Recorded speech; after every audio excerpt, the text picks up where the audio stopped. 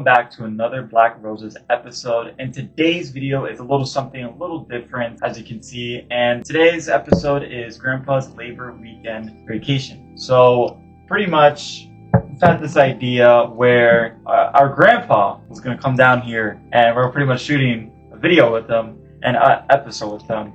And I do got some questions for him and whatnot. So oh boy. Yeah. I'm a little curious. So yeah, so I'm here with him. I'm here with Isaiah, aka Little Bro, and if you already haven't, go watch the last pod, go do all that stuff, and we try to release them weekly. Yeah, weekly, every freaking Saturday. Yeah. So that's what we're currently doing. That's what we're on right now. So he's out here, and pretty much he doesn't really come down here, and What do you do? What do you work and whatnot? Like, I work in a machine shop back at home. Okay. Yeah, not the best place to work for, but I've been there for 26 years, and it pays the bills. Put it that way. Oh my goodness. 26 years. 26 years. It pays the bills. I said. Yeah, it pays the bills. Yeah, it pays the bills. 26 years. Damn. Wait, hold on. So has there ever been like a moment where you have gone there and like something, like what was the most craziest shit that's ever happened? Like experiences. Yeah. Or experiences? Yeah, that's kept you that's always kept you in your... Got anything? Yeah. Well, not really. I haven't had any bad experiences there, but it's just that it's an everyday routine. You get used to it after a while, but yeah. I mean, it's a job. So, who wants to get up in the morning, early in the morning, and go in there and fight with machines all day long? It's not too many people. Yeah, but we have to do what we have to do, I guess, and that's just the way it is. Yeah. It's like some every job and whatnot. One thing, because I was born, me and Isaiah were born in Florida, right? Mm-hmm. In Florida. You've never been up north? We've never been up north. We've never been up ever. Never seen snow. Never seen snow. How was the snow? Well, the snow is definitely cold. So it's nice when it first falls, but then it's beautiful to watch when it's freshly there, but then it gets messy and sloppy. So the first time that the snow falls, it's the best time to see it. After a while, then it's just a slop of slush everywhere. Yeah, so, and it's harder to drive too because everything's like ice. It's slippery. It's like I would say like riding or driving, or you ever been sliding in soap in your tub or something like that. So it's like almost around that way. So right. it's like butter on a pan. Well, yeah, most likely. That's like the only thing I can think of. Now I heard that where it snows at and whatnot, there's times where it gets snowstorms. There's snowstorms and sometimes. Is there snowstorms up there? Yeah. Well, we had a snowstorm a few years ago. I forget what year it was. It had to be like 5 or 6 years ago, where we were stuck in the house for 3 days. I mean, the snow was up to the windows, and we. So, do y'all prepare for snowstorms at all? Yeah, pretty much. It's all over the news. So that's the night before hurricanes. Or the day before, but you don't know what to expect. They can tell you you're gonna get 5 inches and you get 10. Or, you know what I mean? So they can't really predict exactly what's gonna happen or when it happens. But because every year down here we always get hurricanes or we get it's like yearly. It's yearly, and it usually happens around September. So that's why it's like that's crazy though. 3 days not going outside. Well, you can go outside. You just can't move anywhere. The cars can't go nowhere.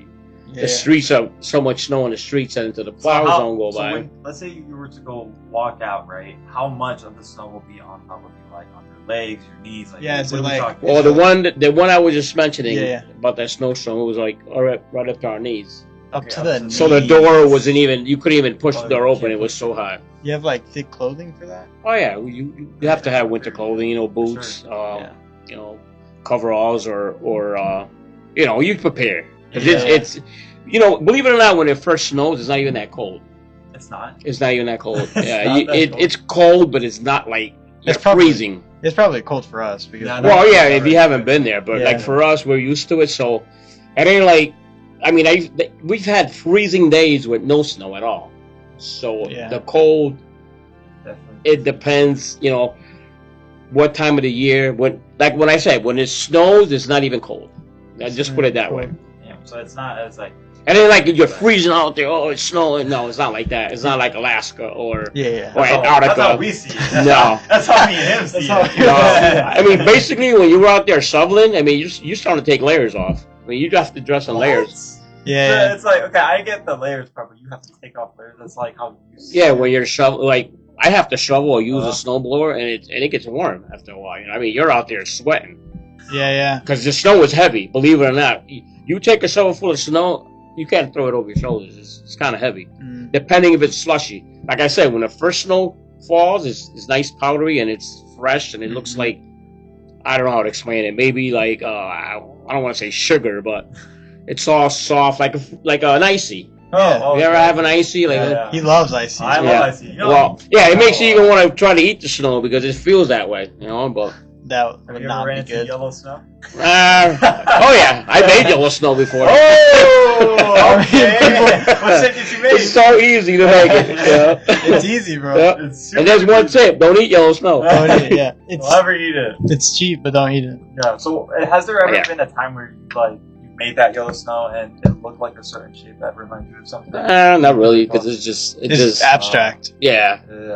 It just turns into yellow. It turns yellow, but then it dissipates after a while. You know, it just falls through. Yeah. That's crazy because I mean, I've heard about the whole saying about snow and things like that, but there's someone at my school and he comes from New York, right? And New York, it gets pretty cold over there, right? So he was like it was cold. It was so cold down here. I think it was like last year. We were at the bus stop and I was freezing my ass off. That's probably not even that cold. And he was in shorts.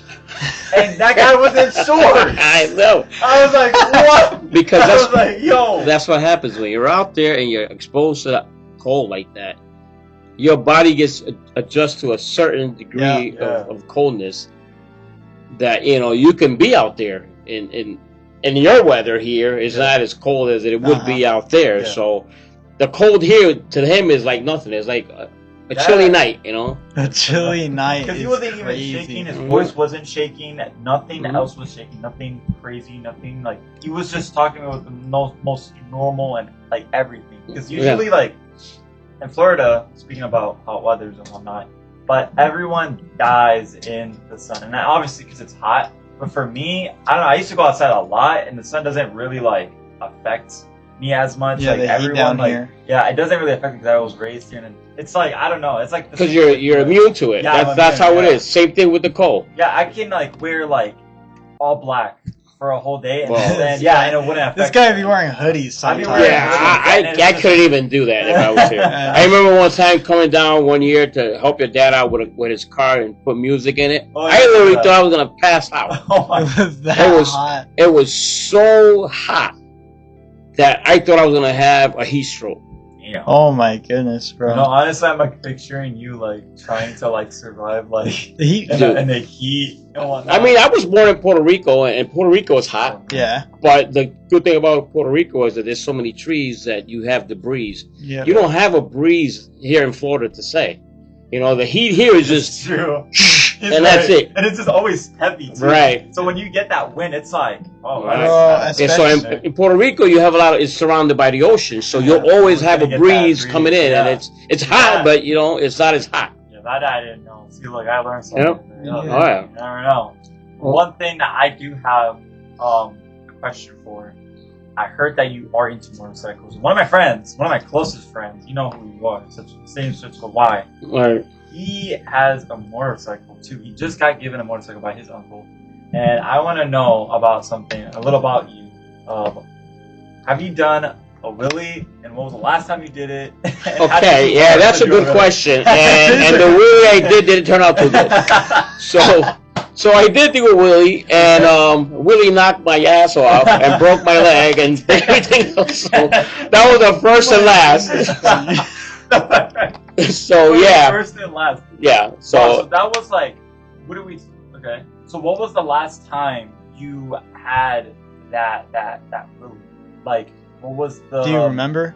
Yeah. I want to say it had to be about a good 7 years ago, maybe 10. 7 years ago. But I've had bikes all my life. Okay. And I always done wheelies, and I still try to do little wheelies, but without alcohol. So that was the cocktail that broke the camel's back. Well, I should say broke my leg, not my back. So I was drinking that day. We were out partying, driving around, and and of course, after 6 or 7 beers, now you're Evel Knievel.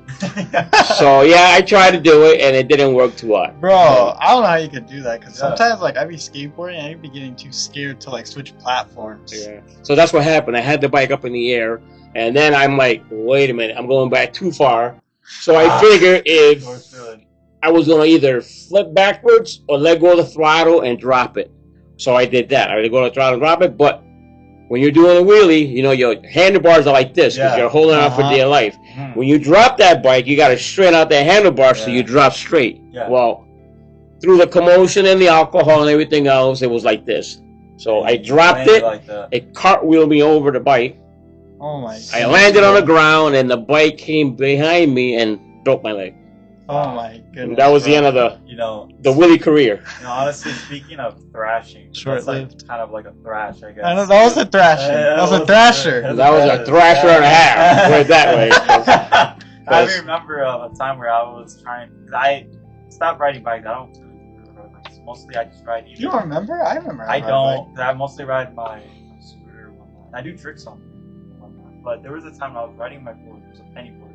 So I didn't have my scooter at the time. I think you're talking about my penny board. Yeah, your penny board at the time. I was riding around my neighborhood, and I ended up getting this scar. Yeah. I ended up falling. I was trying to so I was going. There was what's it called? Those drainers. Yeah, the drainers. Yeah. Mm-hmm. I thought I could steady on it. I thought my feet was fully gripped. Nah. And I'm so glad because I fell, but it was so unexpected. Because as I was falling, I didn't realize until I fell I was until on you hit the ground. I was like, oh, I fell. Well, the thing about it is, it's unexpected. So you're not expecting the fall, and it just happens so quick that you're like, oh, what just happened? Yeah, I was very confident with that one too. I was like, man, I think I can do it. I think I got that. Bro came back with a mark on his arm. Literally, I came back. I even rode home. I rode home. I mean, what were you gonna do? I mean, I was planning to walk. I was like, I had a lot of those on bicycles. I had a lot of. When I was growing up, we rode all over New York. I was raised in New York, and we used to go all over in bicycles. And we had a lot of encounters, and we would just get back up and keep going. Yeah. I mean, they weren't bad enough where you can get knocked out or unconscious or nothing like that. But you were kind of how to land. Exactly, you were expecting it. You wanted to fall and get up. Yeah, to kind of experience. But but on a motorcycle, of course, it's a lot different because you have more power. You have a motor, and it's 10 miles an hour is not the same as 20 miles an hour. Yeah. So, it's a huge difference. Back then, people used to ride bikes. Now everyone's riding with engines with the bikes and shit. Oh, yeah. Now they're doing electric. Those tricks. I don't know. This happened on Friday. This week Friday. I was waiting for the bus, right? And someone was. You weren't there, but someone was riding around with the Motors scooter, whatever the fuck it's called. He was riding with it. He did a wheelie, and he was going so fast. I was like, "Yo, how is he even balancing on that?" And that was impressive because it was a parking spot, and there was lanes, so he had to kind of turn the right side. So he was turning as he was doing the wheelie. Well, some guys have a lot of practice. I've seen guys doing wheelies with no hands. I mean, the bike is up in the air, and they're doing this. Yeah, I know. And it's okay, well, where I live close to New Haven, there's a group called the East Coasting. East Coast. And these guys, they do a lot of not fundraisers, but they have a little company where they sell shirts, they sell hats, stickers, and then they perform. And that's what they do. They perform up and down the streets. They'll come up to Harley shops and do their thing. Yeah, that kind of reminds me of Florida when sometimes it's Sundays and whatnot. They were bringing out these little mini, I don't know what the fuck these are called, but these are like little cars and whatnot that they drive, and it goes pretty fast. And they even bring out motorcycles and whatnot. Oh yeah, a bunch of there's bikers. A lot of bikers. And these guys they raffle off bikes. If you buy so many shirts, if you buy whatever, it's just a business. Yeah. But they do give back to the community. But these guys are crazy, man. These guys do wheelies, they do endos, they do burnouts, and every year they try to put on a show for the summer, at the end of the summer, which they got shut down by the cops because it got so big. I mean, you had people from everywhere coming. Wow. They got shut down? Yeah, they got shut down by the cops. And it's dude, you see so many bikes and people doing craziness that, you know, you see a lot of accidents. A lot of people fall. And a lot of people get hurt. Yeah. But the majority of them, they're professionals. They do this for, I would say, for a living, because there's no way you can take a 800-pound Harley Davidson and put it up in the air on one wheel and let go of your hands and just the body, dude. It's beyond me how they do it. It's incredible. It's incredible. It is incredible. I love watching it. Yeah. I mean, if you go on YouTube right now, you go East Coasting, you'll see a lot of that stuff going on, and they go. The bad thing is too, they go on public roads. A lot of people hate that because, you know, you're going to cause an accident or you're going to do this, and sometimes they do, and sometimes like when they cause an accident, they will like hit like the person's mirrors and the cars. Oh, like road rage. Yeah. They would. But when they do that, they do it on purpose. Though. The car cuts them off. They'll knock off the mirror. Yeah. As if it was like in that case. Yeah. With another thing that I did want to mention, with the whole like biking and things like that, not too long ago, I found out that my friend, you know, with the Y, he got it, like he rides it and whatnot to work. He actually like kind of like works nearby, which is like insane. He works like near at the airport where we live. So that, you know, it's ironic. But he told me, he was like, yeah, I just got it, this and that, and there's one issue though that I don't know, maybe you might know, but what does it mean when the wheel like kind of like wobbles? Okay, so bikes have a thing called, also vehicles, it's called a death wobble. So what happens is, people like to let go of their hands while they're riding a bike. Normally, both hands are supposed to be on a handlebar, on a bicycle, on a motorcycle, or whatever the case might be. A lot of people like to take their hands off. So a lot of bikes, it could be a combination of things. It could be a bad front tire. It could be a bent wheel. It could be, you know, just the bearings on the neck of the bike will cause it to wobble. So a lot of times, you know, people like to let their hands go on the bike at a certain speed, which has to be over 20 miles an hour for that bike to stay straight and to stay, you know, with the speed so it can stay going. Because if it's going any slower than that, of course, you're not going to be able to let go of your hands, so it's going to fall. So that's what happens. They get this wobble. So that wobble can cause you to pretty much crash or fall. That's like Final Destination. And and a lot of people have it on the highway. A lot of people are on the highway doing 60 miles an hour, and they decide to say, well, let me light up a cigarette, and they let go of their hands. If you're doing that, I've seen it happen. I'm saying, because I ride with a lot of guys, and they do a lot of stupid shit like that. Or they want to smoke a cigarette, or they want to, I don't know, comb their hair or whatever. Oh my! Crazy shit like that, you know. That is and I've seen it happen where the bike is just lose control in it. This is Grandpa's Labor Day weekend vacation. Yes. On the Black Rose podcast today. Yes. Yeah. Honestly, I learned a lot. Yeah. Grandpops. Yeah. That's right, Grandpops. There you go. It was Big Bro, and I'm Zaya, and that was about it for today's Black Roses podcast. That sounds great, kids. Enjoyed it.